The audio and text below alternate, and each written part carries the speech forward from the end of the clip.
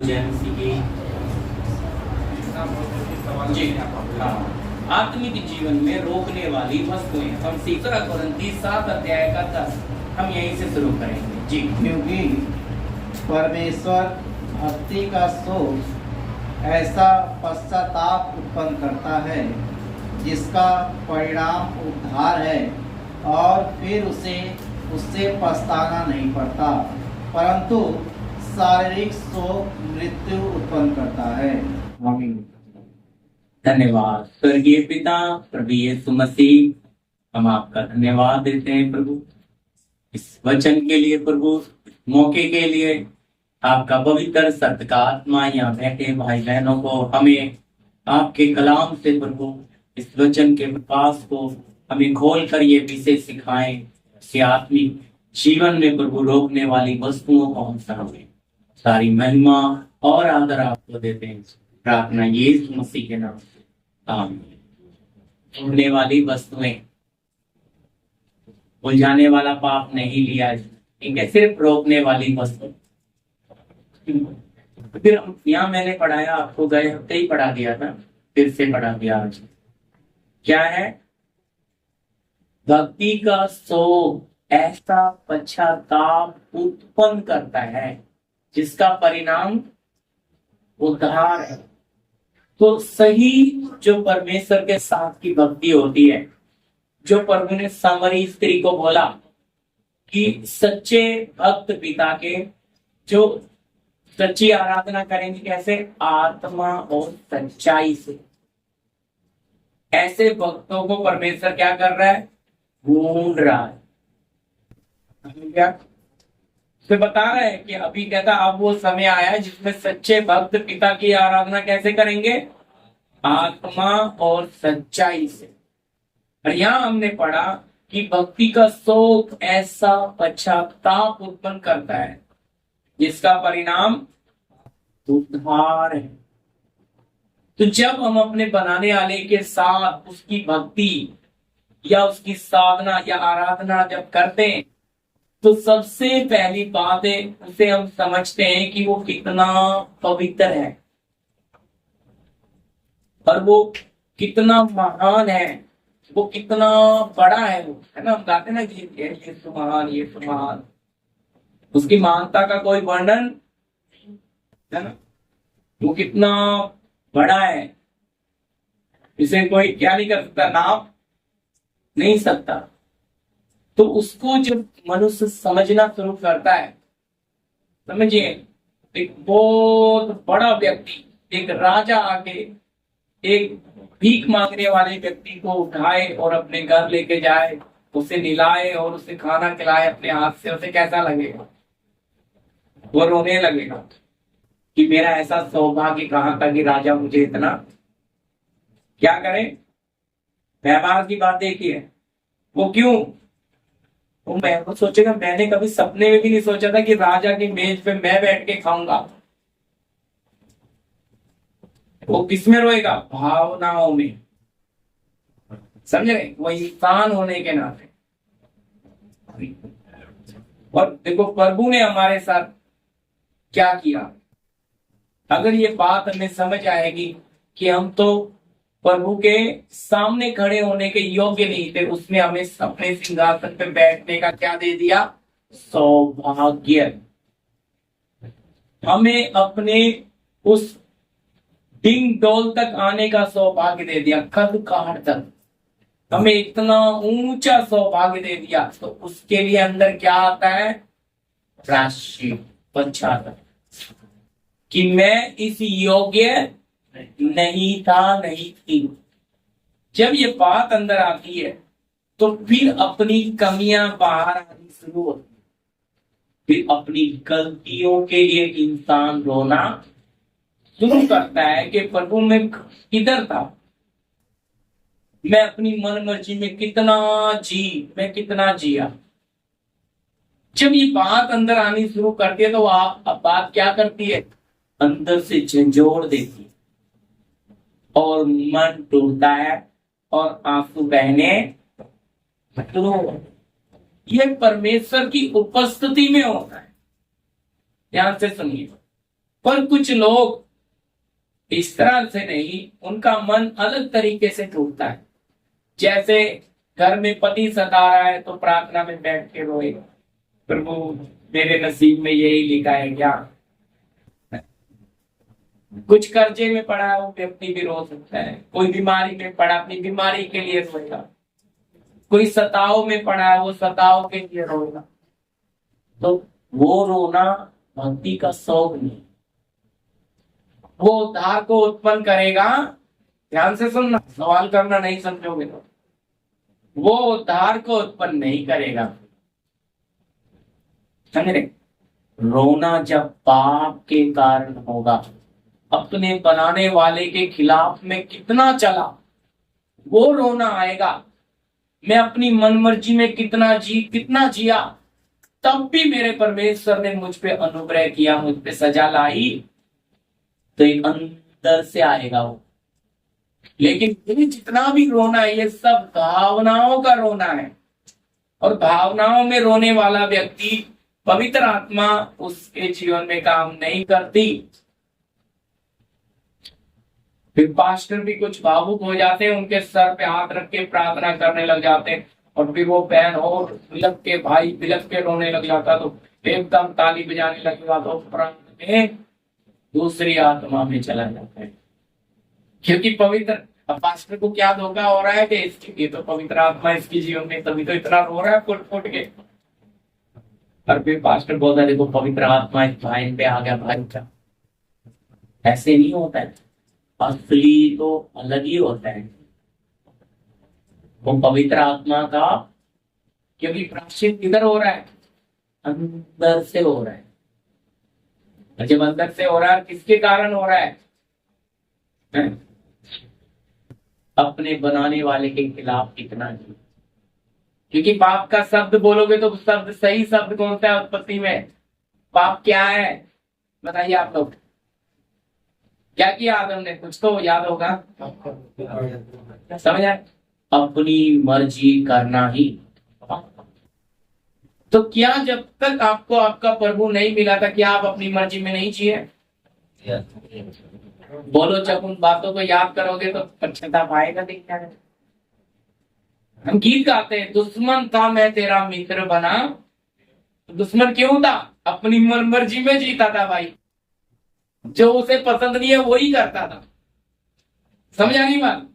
इसलिए मैं अपने स्वभाव ही से परमेश्वर का दुश्मन था, लेकिन उसने कीमत देकर हमें क्या बना लिया? मित्र।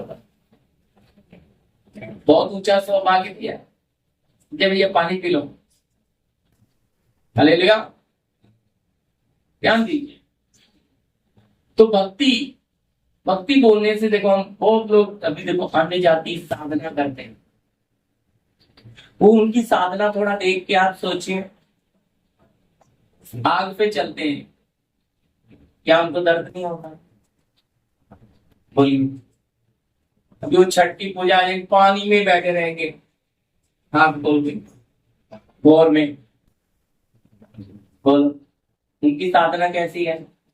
वो भी तो कुछ कर रहे हैं। जैन मुनियों को देखो, पैदल बाल फ्रियो खींच खींच के निकालते, दर्द नहीं होता क्या? अन्ना लोग को देखो, उनका वो देवी का आता है तो इधर भी लोहे का गाड़ है, पीछे ट्रक भी, गाड़ियां भी खींचते हैं पीठ पे पूरा। मुस्लिम लोग को देखिए, या तो उनका जो आता है वो मुहर्रम कुछ बोलते हैं, तो उसमें अपने आप को पूरा घायल कर लेते, लहूलुहान। एक बात कर, वो भी तो साधना कर रहे हैं। लेकिन हमारी भक्ति का जो शौक है वो ये कि मैं मेरे बनाने वाले के विरुद्ध चलूं। उसके लिए मुझे क्या है? प्रायश्चित करना, कि अब मैं, और वो प्रायश्चित ऐसा है उद्धार का दरवाजा खोल देगा। वो प्रायश्चित कैसा है? क्योंकि अपनी मन मर्जी के लिए मन फाड़ के रो रहा है, ताकि दोबारा आप अपनी मर्जी में चलेगा नहीं। लेकिन होता उल्टा है, प्रायश्चित करते हैं लेकिन फिर भी अपनी मन मर्जी छोड़ नहीं पाते। अच्छी तरह समझना, पर वचन कहता है जो इस तरह से प्रायश्चित करता है उसके लिए उद्धार को उत्पन्न करता है। ऐसा ही चाहिए।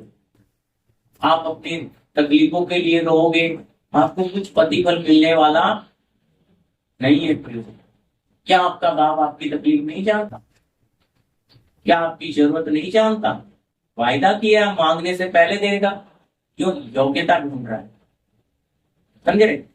मन मर्जी हम कितना छोड़ रहे हैं वो देख रहा है। वो हमारे अंदर योग्यता ढूंढ रहा है। जी अगला वचन पढ़िएगा। फिर मैंने आपको बोला था अभी बच्चा था, आप क्यों भाई लालच की बात कई बार बोली कि पढ़ी पहला तिमोथी 6 अध्याय का 6 से 8 तक। वह संतोष सहित भक्ति बड़ी कमाई है, क्योंकि न हम जगत में कुछ लाए हैं और न कुछ ले जा सकते हैं। यदि हमारे पास खाने और पहनने को हो तो इन्हीं पर संतोष करना चाहिए। जी क्या लिखा है जी? संतोष सहित भक्ति। तो जब आपके अंदर सही प्रायश्चित आएगा तो अंदर क्या भी आएगा? धीरज संभव। आज क्या है, इन चीजों के लिए प्रायश्चित नहीं है। अपनी गलतियों के लिए, अपनी मनमर्जियों के लिए, अपनी इच्छाओं के लिए प्रायश्चित नहीं है। इसलिए क्या होता है, प्रभु के साथ जैसा हमारा जीवन होना है वो नहीं पा रहा।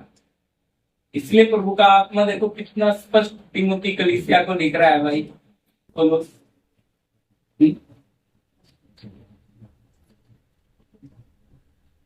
संतोष। अगर हम चटनी रोटी खा रहे हैं उसमें संतोष हो सकता है? दाल रोटी खा रहे हैं, बेहतर की इच्छा अंदर होती। चलो आज चटनी रोटी खा रहे हैं आपकी जगह, क्या बेहतर की इच्छा अंदर बनी रहे। क्यों बनी है? संतोष क्यों नहीं है? वो छोटे बच्चों वाली कहानी है कि अपनी थाली से दूसरे की थाली का लड्डू बड़ा। समझ रहे? हमें उतना देखे बेटा बहुत बड़ा है, नहीं इतना बड़ों को तो अपने बीवी का हमें भी थोड़ा सा दिया है, खाएंगे नहीं। लेकिन जो परमेश्वर ने दिया उसमें क्या नहीं है? इसने क्या कहा? धन्य है जो थोड़े से थोड़े में बहुतों का अधिकार। हमें जो प्रभु ने थोड़ा सा विश्वास दिया, हम उसमें वफादार, अपनी वफादारी नहीं दिखा रहे। हम बहुत बहुत की क्या रख रहे हैं अपेक्षा। पर परसों टेस्ट के लिए पहले थोड़ा ही देगा ना, चेक तो करेगा ये योग्य है क्या, ये क्या करेगा। इसलिए सोच के प्रभु ने दिया।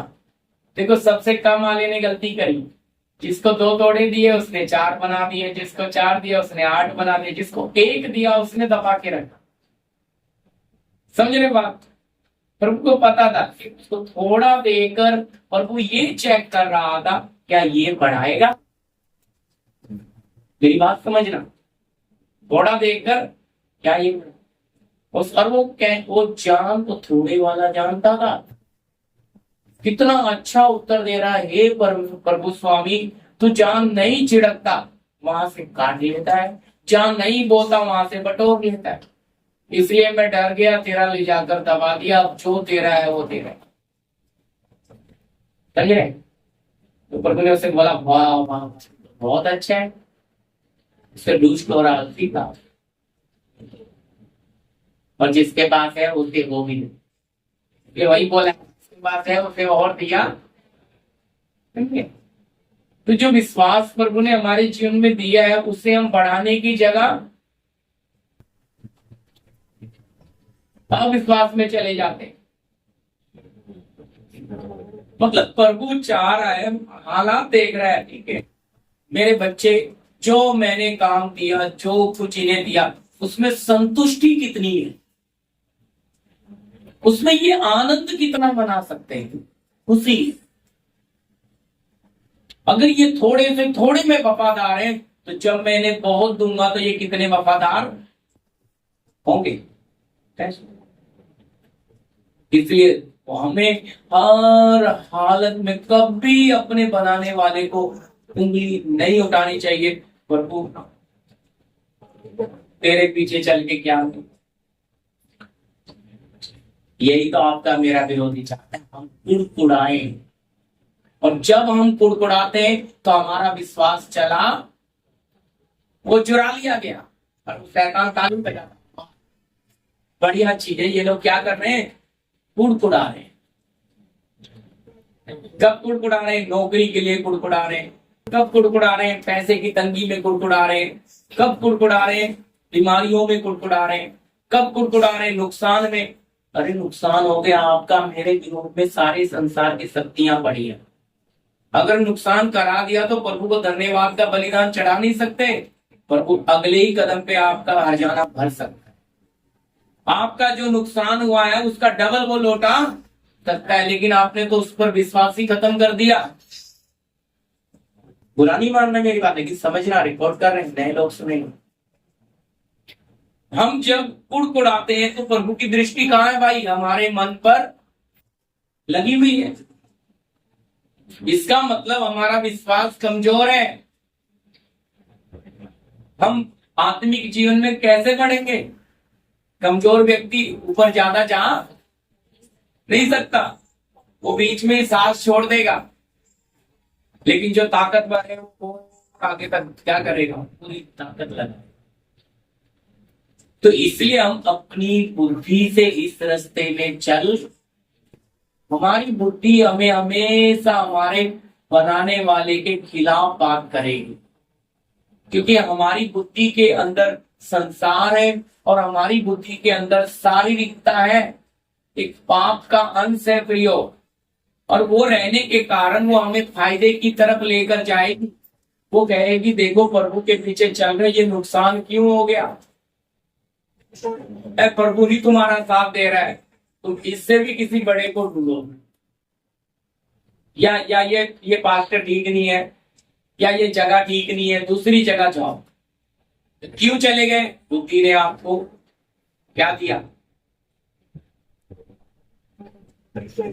आपको उस जगह से आपके अंदर अविश्वास को उत्पन्न करने में ज्यादा भूमिका कौन निभाती है? और इस बुद्धि में विचार कहां से आते हैं? बोलिए। बुद्धि ऐसे नहीं बिगड़ती। सबसे पहले आपकी भावनाओं में काम होता है। देखो पढ़िएगा, दूसरा कुरिन्थी 10 अध्याय का 3 से पढ़ना, धीरे धीरे से 5 तक जी। क्योंकि यद्यपि हम शरीर में चलते फिरते हैं, यद्यपि हम शरीर में चलते फिरते हैं, तो भी शरीर के अनुसार नहीं लड़ते। शरीर के अनुसार नहीं लड़ते, क्योंकि हमारी लड़ाई के हथियार, क्योंकि हमारी लड़ाई के हथियार शारीरिक नहीं। कौन से नहीं है? हमारे लड़ाई के हथियार शारीरिक नहीं, हाँ जी, पर गढ़ों को ढा देने के लिए, गढ़ों को ढा देने के लिए परमेश्वर के द्वारा सामर्थ्य है। हालेलुया। परमेश्वर के द्वारा सामर्थ्य, अपने द्वारा नहीं लिख रहा है। पवित्र कुरिन्थी की कलीसिया कितना कहता है? परमेश्वर के द्वारा सामर्थ्य है। आगे, इसलिए हम कल्पनाओं का और हर एक ऊंची बात का, बस क्या लिखा है? रुकिए, कल्पनाओं का और हर एक ऊंची बात। अब आपके अंदर कल्पनाएं, प्रियो, कल्पनाएं करते हैं मनुष्य, ऐसा करेंगे फिर वो हो जाएगा, ये हो जाएगा। लेकिन वचन कहता है, मैं संडे में पढ़ाया आपको, प्रभु क्या करता है? कल्पना करने वाले मन से इलावा करता है। अब कल्पनाएं भी ऐसा करेंगे वैसा करेंगे, कल्पनाओं में आंख बंद करके प्रभु आ गया, प्रभु तो आ गया। क्या कर रहा है? कल्पना कर रहा है। भाई उसकी उपस्थिति आएगी तो कितनी बड़ी है। हमने कल्पनाओं में कभी ऐसा मन में क्या नहीं करना है?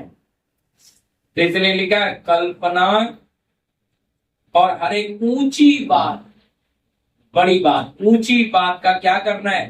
खंडन। हाँ जी, ऊंची बात का, जो परमेश्वर की पहचान के विरोध में उठती है, हाँ, ऊंची बात का जो परमेश्वर की पहचान के विरोध में उठती है, खंडन करते हैं। क्या कर रहे हैं? बड़ी बड़ी बातों को साइड में फेंक देते हैं, उनको अंदर दिल में आने नहीं देते। आगे सुनिए। हाँ जी, और हर एक भावना को कैद करके, क्या करते हैं? भावनाओं को कैद करके। रुक जाएंगे। हाँ, भावना, मैंने आपको प्राण आत्मा सिखाया। प्राण में कहाँ है? अंग आत्मा में रहती है भावना या प्राण में? हाँ जी, प्राण में ना। तो बुद्धि कहाँ रहती है? है ना? तो इसलिए बुद्धि कैसे चलती है? जब भावनाओं में कुछ आता, भावनाओं में जो भी बात आपके आ गई उसको आपके प्राण तक जाना है। जब वो प्राण के पास चली गई फिर आप कुछ नहीं कर सकते। ध्यान से सुनिएगा, मेरी तरफ देखिए। हाँ, भावनाओं में बात आई। देख, छोटा बच्चे को देखा तो हंस रहा है, तो भावनाओं में प्यार आता है ना। गलती कर दी तो एक फट करके गुस्सा आता है, भावना है। आपको गलती किया तो फट करके गुस्सा आता है, फट करके प्यार आता है, फट करके दया आती है, फट करके, क्यों? क्या भावना है ना। तो फट करके चीज किधर आती है? भावना में। और जब वो भावनाओं में आ गई और आपको पता लग रहा है ये चीज गलत है, आपने उसका खंडन नहीं किया, आपने उसे निकाला, तो वो आपके प्राण में पहुंची। और प्राण में पहुंच गई फिर मुश्किल। सख्त जमीन पे बीज डाल दिया, वो उगेगा नहीं। नरम जमीन में बीज अंदर चला गया, फिर क्या होता है? मिट्टी उसे गर्मी देती है और वो अंकुर बन के फूटता है। इसी तरह लोगों की इच्छा पहले भावनाओं से अंदर जाती है और प्राण में जाने के बाद फिर पेड़ बन जाता है, फिर उसको नहीं निकाल सकते। सबसे बड़ी खतरनाक बात इधर है, प्राण की पकड़ आपको बताना चाह रहा हूं। आजकल देखो, मैं आपको ये बात बोलता, लेकिन माँ बाप से भी ज्यादा 6 महीने की लड़की 6 महीने के लड़के के लिए मर पिटने को क्यों तैयार हो जाते हैं? क्योंकि वो बात उनके कहाँ चली गई? प्राण में। प्राण में कब्जा कर लिया। अब जब प्राण में कब्जा कर लिया तो अंधा बना दिया। अब कुछ समझ में आई, फिर 6 महीने के बाद अकल आती है, ठोकर ले। जब निकल जाते फिर बार पाओ, बहुत बड़ी गलती कर दी। जन्म देने वालों को छोड़ना नहीं चाहिए। और उस समय क्या हुआ? फट करके आत्महत्या करने का जो निर्णय, ये सब बातें किधर आती हैं? प्राण ही में आती है, प्राण।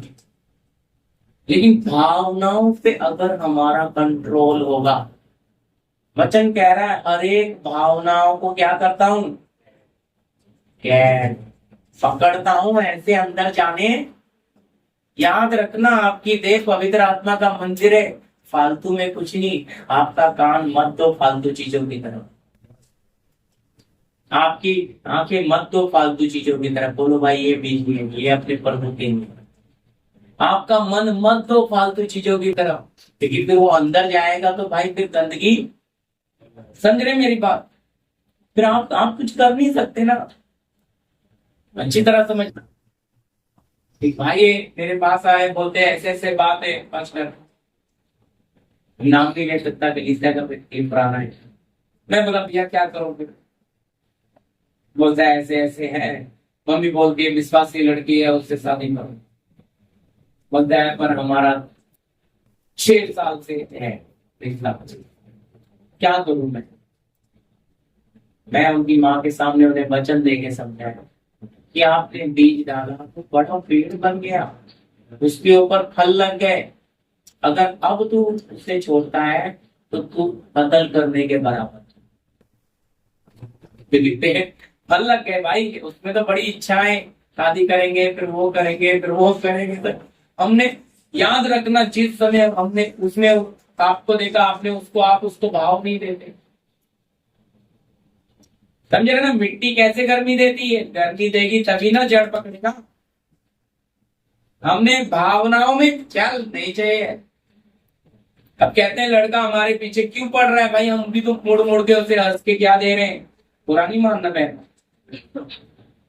कुत्ता इसीलिए तो पीछे आएगा, हमारे पास कुछ है उसका। पर अगर हम उसे भाव नहीं देंगे, मजाल ही नहीं, पूछ दबा के निकल जाएगा। हम जब अपना बॉडी लैंग्वेज दिखाते हैं तो उनके अंदर वो इच्छा आती है, हाँ देखो कि हमें जवाब, रिस्पॉन्स मिल रहा है। फिर वो बराबर वही टाइम पे स्कूल छूटने, वही कॉलेज छूटने, कुत्ते की तरह उधर ही खड़े होना। हमें समझ नहीं आता। मालूम है, हमें इन बातों को नजरअंदाज नहीं करना। ये प्राण वाला बड़ा खतरनाक है भाई, ये कत्ल भी कराता है। क्योंकि रोकने वाला कोई बीच में आ गया तो उसको क्या करना है, दिमाग लगा के उसको। देखते ना क्राइम कितने होते हैं, क्यों होते हैं? कोई रोक लगा रहा है ना, अभी वो एक होना चाहते हैं और वो बोलते हैं नहीं जाति अलग है, या तो उसको ही करता, उसके खाने में मिला के तैयार कर दे, सारे परिवार को ही हटा दो, ताकि हर बाद में जेल में पड़े सड़ रहे हैं, रो रहे हैं। क्योंकि सोचा था बच जाएंगे, जिंदगी मस्त गुजारेंगे, लेकिन क्या हो गया, बर्बाद हो गए। इसके चक्कर में, इसी प्राण के चक्कर। मैं आपको बता रहा हूं, ये प्राण पूरा संसार है। क्यों प्रभु यीशु ने कहा कि आप अपना प्राण दे दो तो आप जीवन को पाओगे। अगर आप अपने प्राण को बचाकर रखोगे तो अपने प्राण को पक्का खो दोगे। प्राण किसके साथ जुड़ा है? जान ना, हमारे लाइफ के साथ। प्राण में क्या भरा है? पूरा संसार। तो प्रभु ने क्या मांगा हमसे? संसार ही तो मांगा कि वो मुझे दे दो ताकि तुम्हारा जीवन अच्छा। पर मैं कहता हूं ना प्रभु ना, ये संसार क्या है, प्रभु थोड़ा सा तू भी रह ले, थोड़ा संसार भी रहने दे। प्रभु कहता है अच्छा तेरा मन तैयार नहीं है, क्या करता हूं। प्रभु हमारे हाल पे ही हमें छोड़ देता है, क्योंकि हम कैसे काम करना चाह रहे हैं, है ना। पति 6 में लिखा ना, मनुष्य गोस्वामी की सेवा। मैं थोड़ा सा संसार भी चाहता हूँ, थोड़ा प्रभु भी। प्रभु कहता समझौता होगा। इसलिए इतनी सारी संस्थाएं बन गई, इतनी डॉक्टरियां बन गई। क्यों बन गई? उनको समझौता चाहिए, इनको समझौता चाहिए। लेकिन याद रखना, समझौता करने वाला प्रभु के राज्य में पहुंचेगा नहीं। जो दलेरी से कहेगा नहीं मैं गलत भी अपने हृदय में आने वही प्रयोग, वही 7-8 पढ़ी थी पहला 3 समझ आना। संतोष सहित भक्ति बड़ी कमाई। तो संतोष कब आएगा? जब आप अपनी भावनाओं पर आपका खुद का क्या होगा? कंट्रोल। ऐसे ही किसी भी चीज, अभी आपका घर रोड पे है, दरवाजा है, ऐसे ही आया गया, ठहरा गया, जान फिरा जान पहचान का घर में घुसेगा क्या? आप घुसने दोगे उसको? दरवाजे है भाई, क्या बात है, कौन है, सच है, आ सकता है। यही चीज है, गलत चीज आपके अंदर घुस रही है, आप उसे रोक ही नहीं रहे। समझ आ रही ना मेरी बात? धीरे धीरे बांट रहा हूं। आपके अंदर गलत विचार, गलत भावना आ रही है, आप उसे भगा ही नहीं रहे। पर आपके दरवाजे पे बराबर ध्यान देते हो, कोई भिखारी आ गया तो ए चल तू उधर ही खड़ा रह, कुछ उठा के ना ले जाए, उसे हम ध्यान देते हैं। लेकिन आत्मिक जीवन में हमारे शरीर में वो कुछ भी आ रहा है, चलता है। भाई ऐसे कैसे चलता है? ये परमेश्वर का मंदिर है, इसमें ऐसी कोई चीज कैसे चली जाएगी? आपको चौकसी करना है, अशुद्ध चीज अंदर जाने नहीं देना है। इसलिए आपने उसकी रखवाली करनी है। प्रभु नहीं आएगा उधर रोकने के, तुमने क्यों? प्रभु ने तो भाई हमें आजाद मर्जी दे दी, प्रदीप जी, आप बुराई भी कर सकते हो, आप अच्छाई भी कर, आप गलत भी सोच सकते हो, आप अच्छा भी सोच। समझ रहे? आपको मैंने गुलाम नहीं बनाया, आपको आजाद रखा। तुम्हें जो करना है करो, लेकिन एक समय आ रहा है न्याय में, उसका हिसाब करो। तुम किस में ज्यादा जियो, उसी में ज्यादा जाओगे।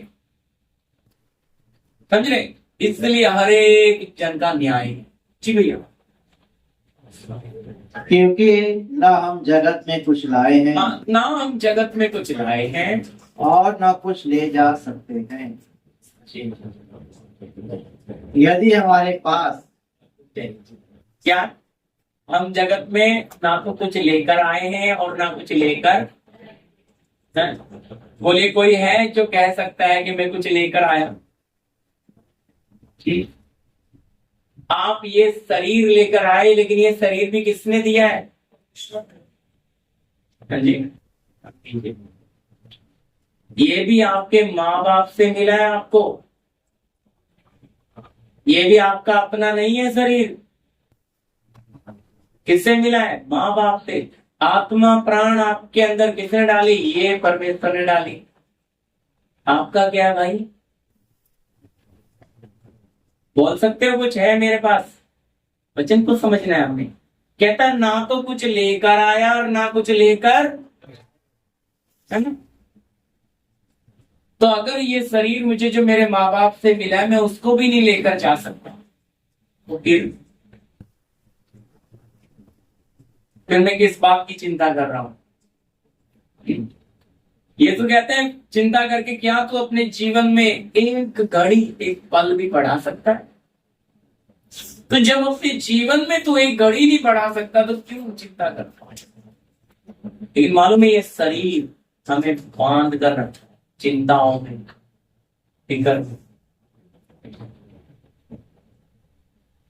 जबकि हमें अच्छी तरह पता है आज सोए हैं, सुबह उठेंगे कि नहीं, हमें कोई गारंटी नहीं।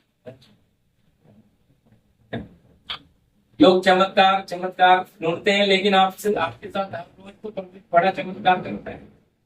रात को सोते हो, सुबह आंख खुलती है, प्रभु धन्यवाद एक और दिन दिखता है। कितने ऐसे हैं जो उठते ही बोले इससे बड़ा चमत्कार है, फिर भी लोगों को यह लगता नहीं और चमत्कार चाहिए। भाई हर दिन वो हमें नया दिन दिखा रहा है, हम उसका शुक्रगुजार, उसका धन्यवाद देना चाहिए। लेकिन हम क्या करते हैं? जैसा वो नहीं, हम सुनिए, कुछ बच्चों का ऐसा स्वभाव होता है, ये हमारा कोई फर्ज नहीं है, तुमने हमें पैदा किया, तुम हमें देखो। या तो हमें पैदा ही नहीं करना चाहिए था।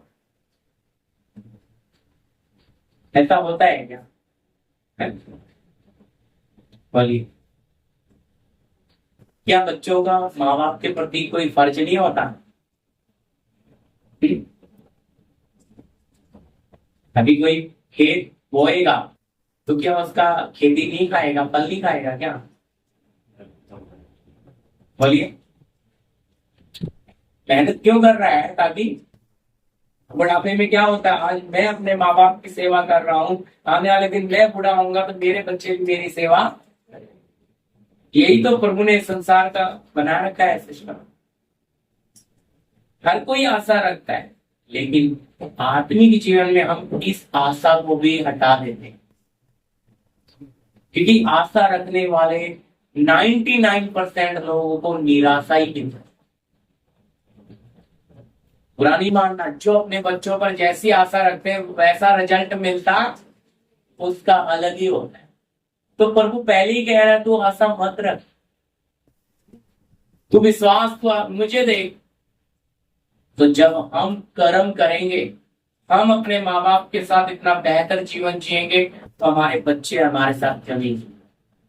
लेकिन देखो हमारे दादा दादी का कितना प्यार पापा करते थे, तो फिर हम वो करेंगे कि नहीं? बोलो, उनको जीवन जितना प्रभाव डालेगा उतना और कोई चीज डाल, बच्चे जो देखते हैं वो जल्दी सीखते हैं। आज हम अपने माँ बाप के साथ अगर अच्छा व्यवहार दिखा के वो बड़े हो जाए, वो भी नहीं करेंगे हमारे साथ, क्योंकि तो हमें पता है तुम दादा की कितनी इज्जत कर, तुम दादी की कितना कर। समझा नहीं मेरी बात? मुंह पे सुना देंगे भाई, हम कहेंगे रे तब का गलती करा, आज भुगतना। क्यों आया ये सब? इसी तो बोलते हैं जैसा बोओगे वैसा। या आपने, अगर आप सही बातों को बोलते हुए जाओगे अपने जीवन में, सच्चाई, आज्ञाकारिता, वफादारी, ईमानदारी, पवित्रताई, तो आपको आगे जाके वही फल मिलेगा। लेकिन जब आप अपने लिए ईर्ष्या, लालच, घमंड, अहंकार, बड़ापन ये सब बोलते जाओगे तो क्या काटोगे, सोचकर देखते हो? इसलिए लिखा है शरीर के द्वारा बोएगा तो क्या कटनी काटेगा, विनाश की। आत्मा के द्वारा बोएगा तो क्या कटनी काटेगा। अब आत्मा वाला बोना क्यों अच्छा नहीं लगता, क्योंकि वो दिखता नहीं। शरीर वाला बोने के लिए इसलिए अच्छा लगता है, वो दिखता है। आदमी नहीं दिखता है, वो चीज अच्छी नहीं लगती। इसलिए जो शारीरिक लोग होते हैं वो उसका मजाक उड़ाते हैं, अरे कैसे लोग। पर जो आत्मिक, वो उसका भेद जानते हैं, समझ रहे। उन्हें पता है कि आज मैं अच्छा कर्म कर रहा हूं तो मैं इसे, जी हाँ आगे पढ़िए भैया। यदि हमारे पास खाने और पहनने को हो तो इन्हीं पर संतोष करना चाहिए। जी क्या लिखा है, यदि हमारे पास खाने को और पहनने को तो इसी पे आगे।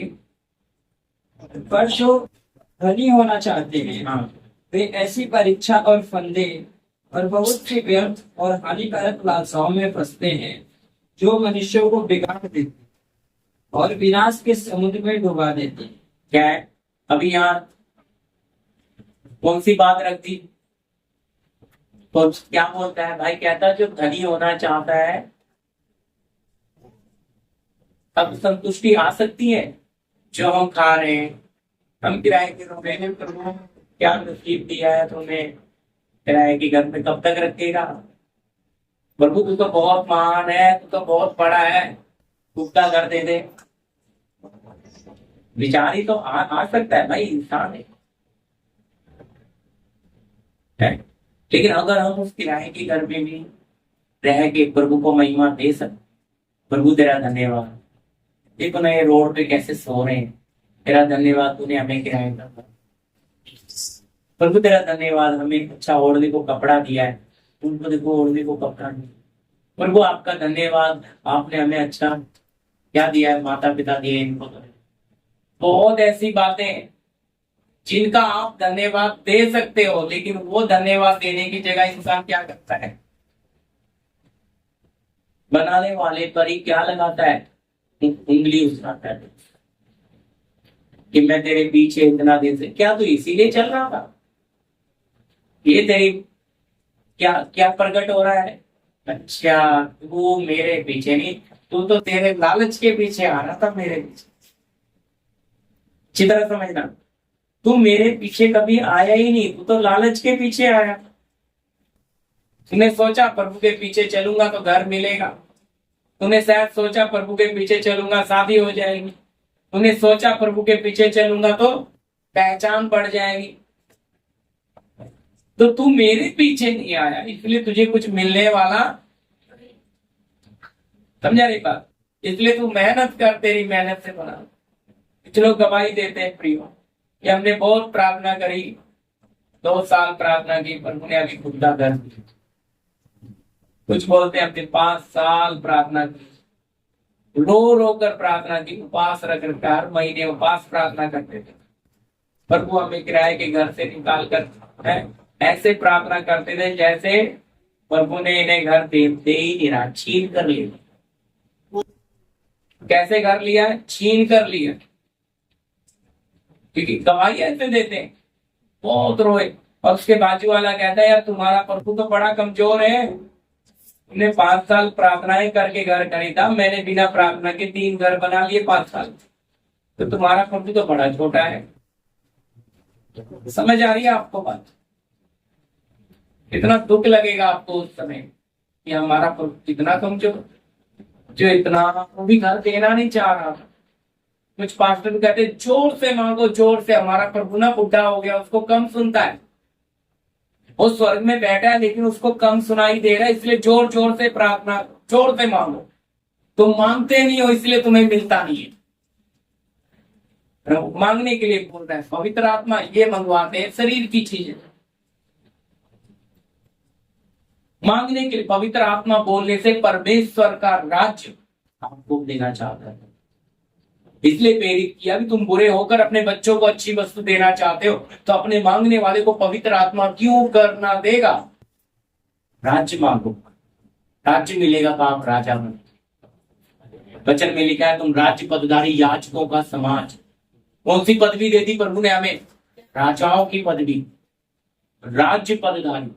और में ये पदवी कितनी ऊंची है, हमें उस पदवी का कोई वैल्यू। तो वो बातें, राजा बैठा है हाथी के ऊपर और हाथी की जो सूंड है वो ढूंढ रही है केले का छिल्ला। समझ आ रही है बात? राजा अपने घर से इतना हाथी को केला खिला के लेके गया, फिर भी उसकी सूंड बस में। इसलिए हमारी इच्छाएं दुनिया में घूम रही है किधर से क्या मिल जाए। ये सूंड बहुत लोगों की बस में नहीं है प्रियो, बुरा नहीं मानना। बहुत लोगों की ये सूंड बस में नहीं है, इसे बांध के नहीं रखते, ये ढूंढ रही है गिरावा छिल्लक कहीं मिल जाए। तो कैसा भाई, तुम समझ क्यों रहे? राजा तेरे ऊपर बैठा है, तू राजाओं के राजा के पास आया, तेरे को कोई कमी, फिर भी तू अपनी इन इच्छा की सूंड को क्या कर पा, इस पर कंट्रोल लगा। मैं नहीं कह रहा, लेकिन लिखा संतोष सहित भक्ति बड़ी कमाई, ना कुछ लाए ना कुछ लेकर जाएंगे।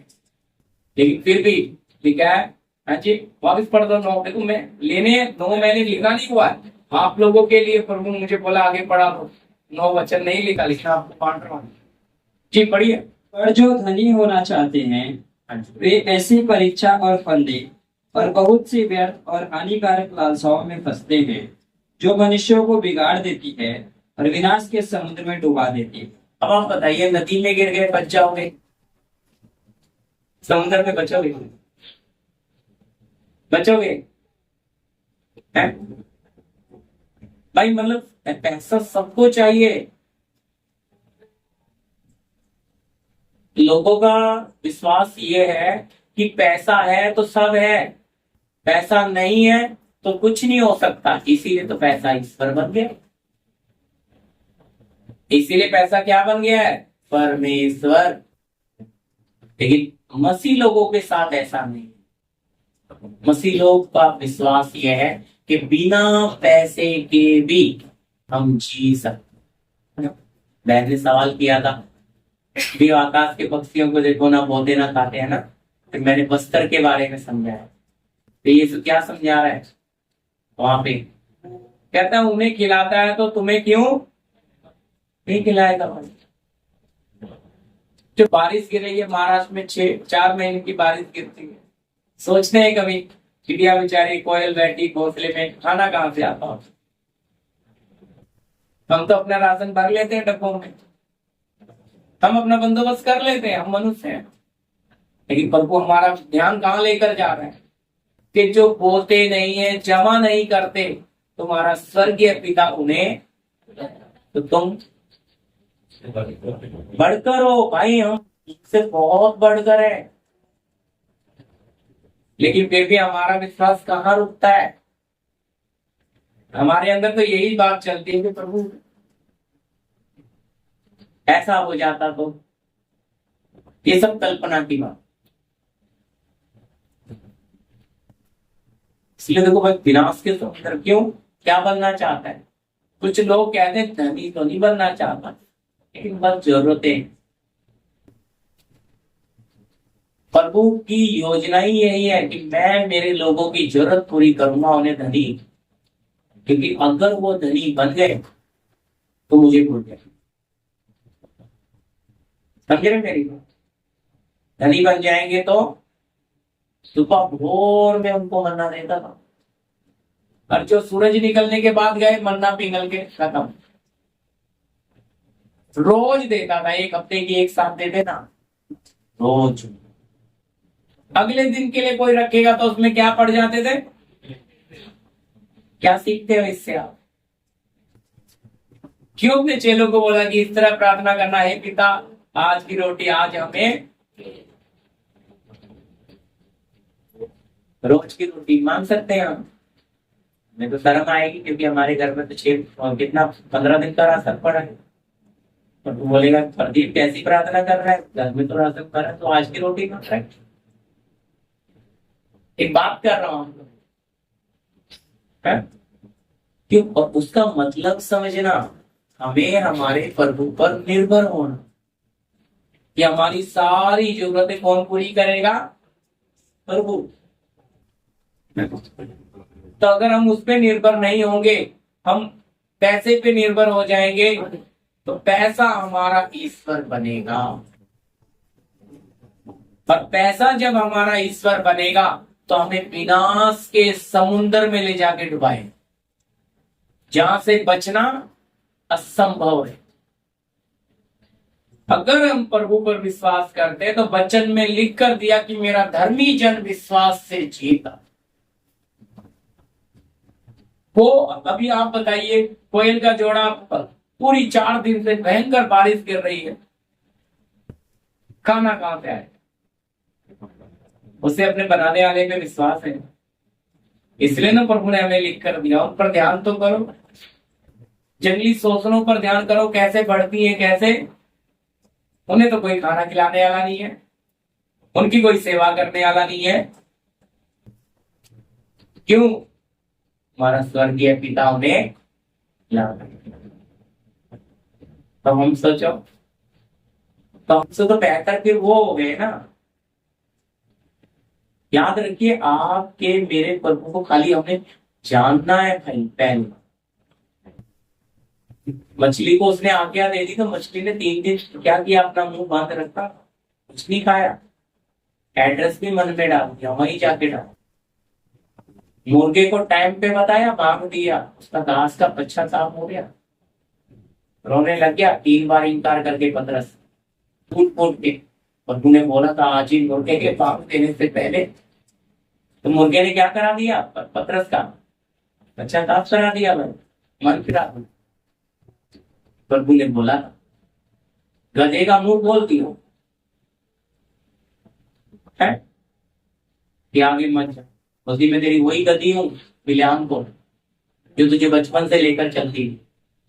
जब आगे मैंने तेज तो तलवार लेकर, स्वर्गदूत नंगी तलवार लेकर खड़ा है, तो मैं तुझे बचाने के लिए पीछे हटी और तूने मुझे मारा। समझ आ रही बात?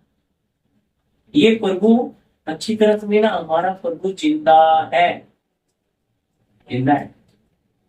और जिंदा है तो वो सब कुछ रखने की सामर्थ्य, सब कुछ करने की क्या रखता है। उसके लिए मैंने आपको बताया कोई बात असंभव। तो ये हमारे मन में धनी बनने वाली बात। इसका मतलब ये नहीं है कि हम धन ना कमाएं। इसका मतलब ये भी नहीं है कि हमारे पास धन जमा ना करें। ये धन की बात थोड़ी सी क्लियर करके जा रहा हूं, विषय ये नहीं है। विषय अपना, आपके पास 4 घर है, आप 5 ले लो, लेकिन उस घर के रखवाले बनना मालिक, क्योंकि मालिक बनने से वो घर आपके अंदर आ जाएगा, और अंदर आ जाएगा तो यीशु बाहर चला जाएगा। लेकिन आप उस घर के रखवाले बनोगे तो यीशु अंदर बैठा। समझ आ रही है मेरी बात? आप में कभी भूलना पन दिया ना, मेरे पास ये वचन में लिखा होकर भी ऐसे रहना है जैसे, नहीं तो सोचेंगे भाई फिर हमें धनी नहीं बनना। ऐसा नहीं है, मेहनत कर रहे हो, प्रभु उस पर आशीष देता है। आयुब को दुगनी संपत्ति लौटा। पुराने नियम में आप देखेंगे अब्राहम, उसके 318 नौकर थे, तो भी तंबू में रहता था। उसने सोच लिया मैं स्थिर नींव वाले घर में जाऊंगा, स्वर्गीय में, यहाँ पे मैं अपना घर बनाऊंगा ही। बहुत धनी था, पैसे की कोई कमी नहीं थी, लेकिन बस मन की तैयारी, परदेसी बनकर जिया। और उसके पीछे तो वचन कहता है ऐसा और याकूब भी कैसे जिए, परदेसी में। सोच कर देखिए, बाप जैसा जिया, फिर पीछे पीछे बेटे भी बच्चे भी वैसे। और चौथा यसूस, इसलिए वचन में लिखा 4 पीढ़ी तक आशीष जाती है और 4 पीढ़ी तक शराब भी जाता है। सजा भी इतना ही जाता है और आशीष भी इतनी जाती है। ये प्रभु इतना महान है जी। अगला वचन, पहला कुरिन्ती 2:9 परंतु जैसा लिखा है, जो बातें आपने नहीं देखी और कान ने नहीं सुनी, हाँ जी, और जो बातें मनुष्य के चित्त में नहीं चढ़ी, जी, वे ही है जो परमेश्वर ने अपने प्रेम रखने वाले के लिए तैयार की। हालेलुया। क्या लिखा है? जो बात देखी नहीं देखी, कान में, चित्त का मतलब है मन में आई नहीं। तो कौन सी बातें प्रभु ने हमारे लिए रखी है? तो जी, वो बात किसी मनुष्य के चित्त में आई, वो बातें परमेश्वर ने अपने प्रेम रखने वालों के लिए, उसको हम बोलते हैं अविनाशी बातें, जीवन की बातें, अविनाशी आशीषें, स्वर्गीय आशीषें। लेकिन आज मनुष्य ने कौन सी शरीर की नाशवान चीजों को बना दी स्वर्गीय आशीष। समझे? घर मिला तो बस पूरे गांव में ढिढोरा पीटेंगे, प्रभु ने हमारा घर। नौकरी मिल गई तो ऐसे बताएंगे जैसे हमें नौकरी मिलनी ही नहीं थी, हमने तो छीन के लिए प्रभु। बस जहां भी जाएंगे बहुत वो लोग सुन सुन के पक जाते हैं, और पता है मिल गई नौकरी तुम्हारे बेटे को, तो कितना बार बोलोगे? क्या दूसरों के बच्चों को नौकरी नहीं मिली? समझे? अपनी लज्जा की बातों पर घमंड करते हैं लोग। क्यों लज्जा की बात? भाई वो शरीर की चीज मिली है, एक दिन वो मिल जाए, उस पर क्या घमंड कर रहे हो आप? घमंड करना था तो आत्मिक बातों पे घमंड करना, समझे?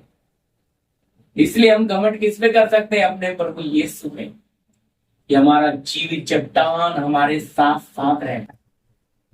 वो हर बात में हमारी अगुवाई, वो धर्म के मार्ग में हमें लेकर चलता है। जो बातें हमें समझ नहीं आती वो हमें समझाता है, क्योंकि उसके पास क्या है? अगम्य बुद्धि है। हमारी बुद्धि को सीमा है, लेकिन उसकी बुद्धि को, वो हमें सब वो काम जो वो कर सकता है वो हम कर। तो हम किस पे निर्भर होना चाहिए? अपने प्रभु पे, क्योंकि उसके लिए कोई भी बात असंभव नहीं है। तो परमेश्वर चाहता है कि हम किसके साथ हमारा रिश्ता नजदीकी बने। लेकिन मनुष्य की सोच है कि ये ज्यादा सफेद बाल है, ये बड़े बाल वाले हैं, इनकी उम्र ज्यादा है, तो ये हमें ज्यादा बता देंगे। ये विचार है, ये ज्यादा ज्ञानी है, ये हमें ज्ञान दे दें। ये बड़े पास्टर है, ये बड़ा कुछ कर देंगे। ये बातें हमारे अंदर संदेह लेके आती है कि हम प्रभु को समझते भी हैं या नहीं। प्रभु तो एक ही दृष्टि से देख रहा है, हम ऊंच नीच करके देख। हम आज भी जाति को तोलते हैं, प्रभु में आने के बाद आलू की बात कर। हम भी आज भी क्या करते हैं? ऊंच नीच भेदभाव मानते हैं। अगर प्रभु को पहचान गए तो ये भेदभाव जड़ से खत्म।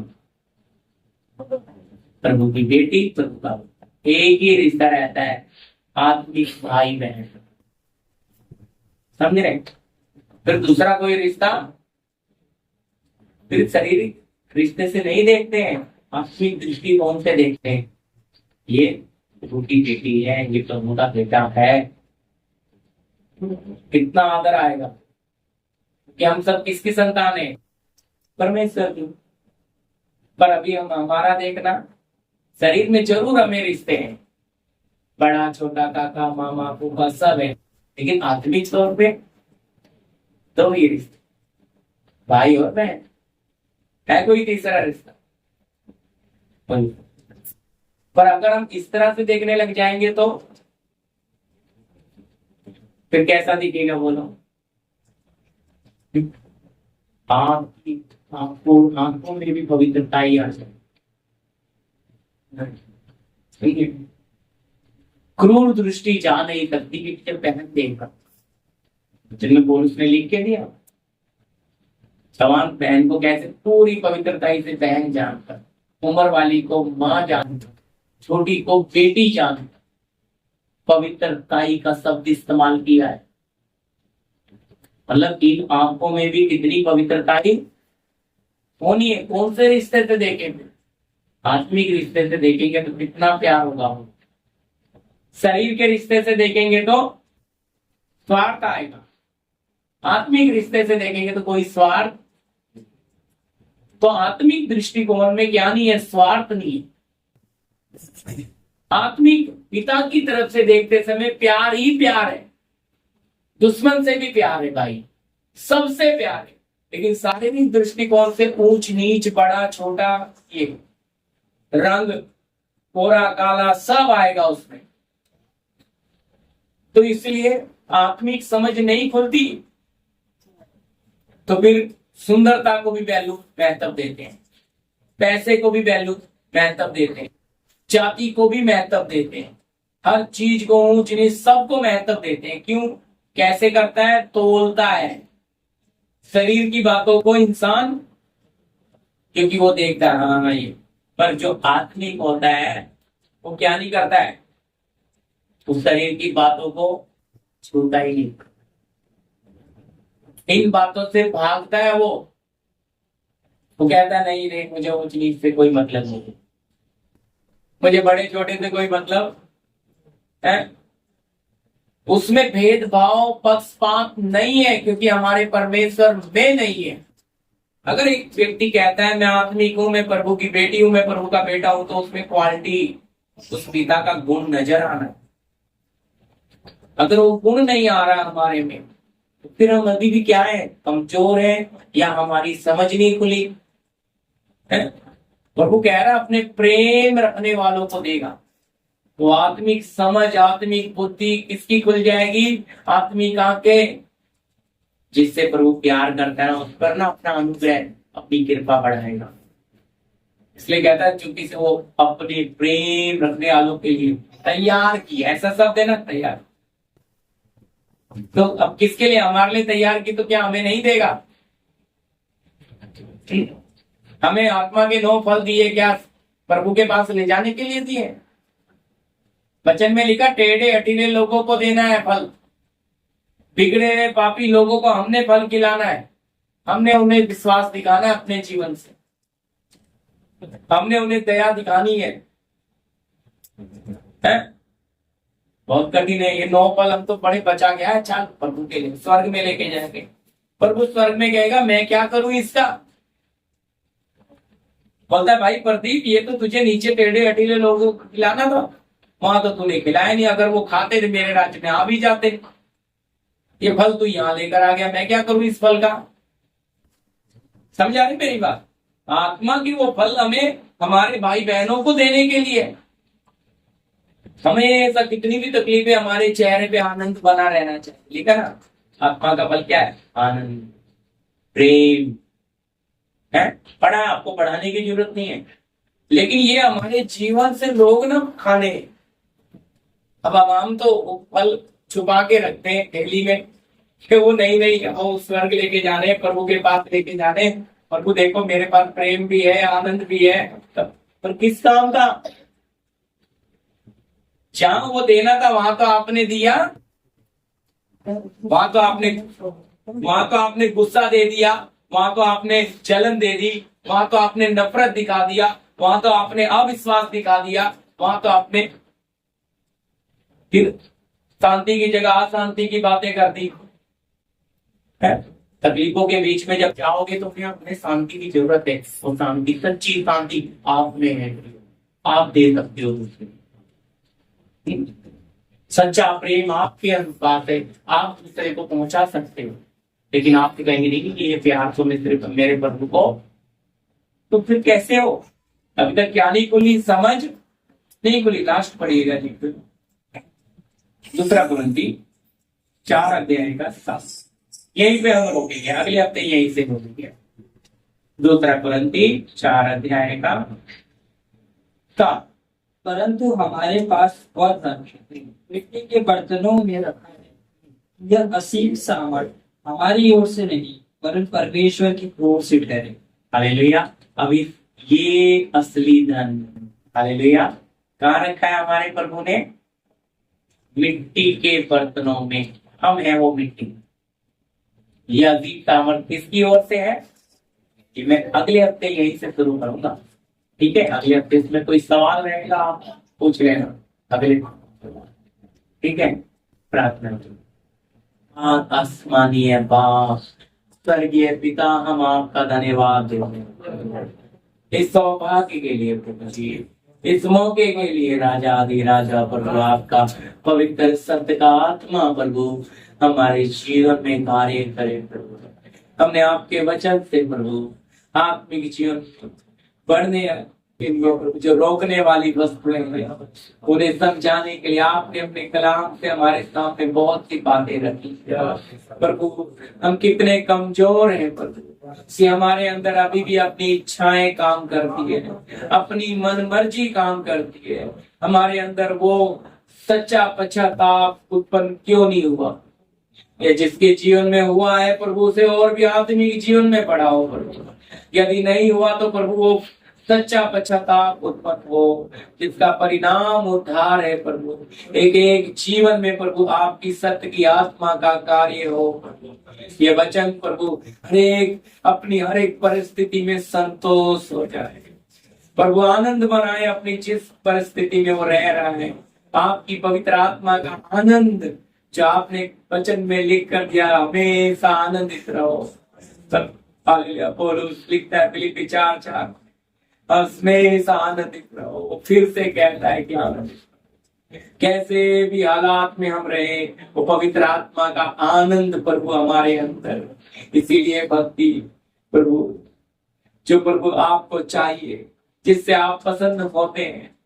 पिता, हम पृथ्वी पे ना कुछ लेकर आए ना लेकर जाए प्रभु, आपने कलाम से बातें की, हमें एक एक दिल को खोल कर ये बातें आपने हमारे सामने रखी। राजा प्रभु यीशु मसीह, इन्हें हमें समझ आने के लिए, हमें ग्रहण करने के लिए आप कृपा दो, ताकि हमारा हृदय प्रभु ऐसा ही हो जाए प्रभु। हमारी मन मर्जी, हमारी इच्छाओं को छोड़कर हम आपकी इच्छा में, आपकी मन मर्जी में आ जाए प्रभु। हम अपने मनों में सब कुछ अंदर जाने देते हैं, पर आज आपके वचन में पढ़ा हर एक भावनाओं को कैद करें और मसीह के आज्ञाकारी बनाए, और जो विरोध में आती है उसे खंडन करें, उसे अपने दिल से बाहर निकाल दें कि तुझे अध्यात्म नहीं।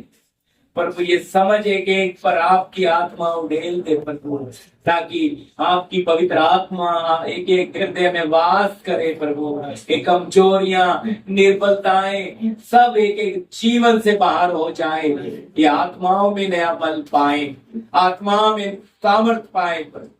मैं आपका दास इन सबों की देह प्राण आत्मा आपके पवित्र लहू में समर्पित करता हूँ प्रभु। आशीष से मेरे पिता, आप लेकर चले, आपकी पाक पवित्र मर्जी इनके जीवनों में पूरी हो प्रभु। आपके वचन के द्वारा आपने बातें की, आप आशीष दें प्रभु। ये वचन सबके लिए आशीष का कारण हो, यीशु मसीह आमीन। भाई सतविंदर हमारे बीच के लास्ट प्रार्थना।